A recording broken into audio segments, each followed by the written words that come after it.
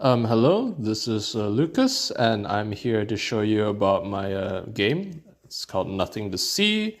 It's basically a game where you compete with friends to catch as many fish as possible, right? And gain the highest amount of gold. Cool. All right, I'm going to explain how this game works. So basically what you need is you need the deck of the Nothing to See cards. I can show you what they look like. There's just a bunch of cards with different effects and everything. We'll explain more about what the cards do as we get into the game. You need a D6 dice, just a regular one, it's fine. And generally you want a scoreboard to display and calculate each player's health points and gold at the moment. Everyone starts at 20 health points, and if you guys think that using a scoreboard is too much of a hassle, I've also provided fishing hook and health point tokens. So yeah, you can use these in the game if you feel like them. Again, each player starts with 20, so you can just put these together, and fishing hooks will come in later. Basically how you want to set up the game is you want to make sure that this deck is well shuffled, so we'll do that. And then we also make sure that everyone that's playing starts off with 20 HP, so we can establish that with these here. Let's say I'll use these 5s for example. 5, 5, 5. Cool. All right, cool. All right, and basically just give these to everyone that's playing. It's a 2 to 4 player game, and the time limit is within 5 minutes. All right, cool. Yep, we decide who the first player is, first turn player. Maybe we can decide by a dice roll. I got a 6, so I might as well go first. Right, so here's how the game starts, right? During a new turn, you take from the deck 6 cards. You place them in the play area, face down, like so. Cool. Then whoever's turn it is, they get to roll the dice. It says here I got a 3. Cool. Which means that I earn, for my turn, 3 fishing tokens. Cool. And basically what I can do with these tokens is I could spend one to reveal a face down card on this board in this play area. So let's reveal one. Yep, so depending on what you reveal, you can get a few things. So a few things can happen, right? You can either get a fish. For example, this is a fish here. Fish have gold values, which determine how much points you earn. The goal of the game is to get this gold value as high as possible within 5 minutes. And so some fish also have fishing hook a deficit, I guess, what do you call it? So let's say that I revealed this card here with 1 token, right? So that's already 1 from revealing alone. This fish then will take another 1 just upon being revealed. So that means it takes another extra. So I'm left with 1 more card to reveal, right? So some fish can do that. Once you collect the fish, you just keep it with you, and at the end of 5 minutes, we just count how many of those you have, right? Sometimes you can reveal one of these. This is an artifact, as you can tell by the anchor sign here. And basically, artifacts can be kept along with your fish. The only difference is they don't count as score, and you can basically use them to do whatever the artifact tells you to do, right? And upon being used, you take it off of you and you put it back into the main deck, and then you shuffle the deck basically. So it goes back into the deck and you shuffle it. So cool. Sometimes you can be unlucky and you hit a monster. So monsters have this damage indicator that determines how much health it takes from you. Remember how I said that we all start with 20 health? So if I reveal this, that means I'll take 8 damage, which means I'll be left with 12 health.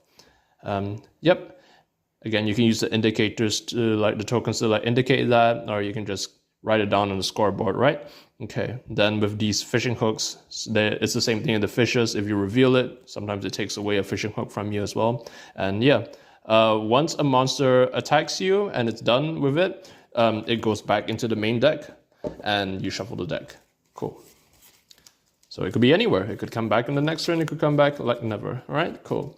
And sometimes you could just get hit by nothing. And so nothings don't really do anything on their own. So you just keep them with your fish and your whatever items that you're not using on that turn. Cool. All right. Yeah. And basically, the aim of the game is to like spend your fishing hooks to reveal your fishes, right? So I spent one for the one that got away, which doesn't really do anything because I don't have any nothings with me. And a salmon, which takes away my other fishing hook, which means that I'm done with my turn, basically. Of course, you can choose to stop whenever, let's say I roll a 4 and I reveal 1 like this. Like, snapper, good enough for me. I'm done with my turn then. You don't have to reveal like exactly like 4, right? You can just reveal 1 and you say, I'm good. I don't want to push my luck. I want to play safe. I keep it. But again, it's all up to you, right? This is a push your luck game. If you want to go big, you go big. But sometimes you just go home, right? You get hit by a big monster and you lose all your points and you lose. Cool. Yeah, so that's basically the gist of the game. Once a player's turn ends, the deck is shuffled. So, and basically any cards that are like not in the play area, you just replenish that, right? There's always going to be 6 cards every turn. And then the next player gets to roll their dice. Right, so yeah, I did a lot of play testing. I tried discussing with people, like asking for criticism, and you know, generally it's well received. Of course, like you can't really like guarantee like things go the way you go all all the time, right? Because again, at the end of the day, it's a luck-based game, and you can't exactly like guarantee to win with like skill alone, because there is some kind of skill involved. It depends on the kind of items you collect, and and like you just got to be smart on when and how to use them, right? There might be some balancing issues here, like for example, Glyph of Dagon. I've heard some people say that this is really powerful because when the first person collects it, it becomes a cultist. It's not really easy to like stop them from ranking up, raking up like all these glyphs and getting all 5 and like killing everyone on the same turn. I'd argue that because the game's like 5 minutes long, it's not gonna. It's kind of rare for this to happen in the first place. This will only happen if you have like a 4 or like 5 to 6 players playing. Other than that, they're not invincible. They can still get unlucky and like die to monsters on their own. And when they die, all right, I forgot to mention when the player dies to monsters, anything that's in their possession gets shuffled back into the main deck, and yeah, they just have to relinquish what they have, right? And just hopefully the next player that collects them becomes the new cultist or whatever. And yeah, cool. So yep, that's the game.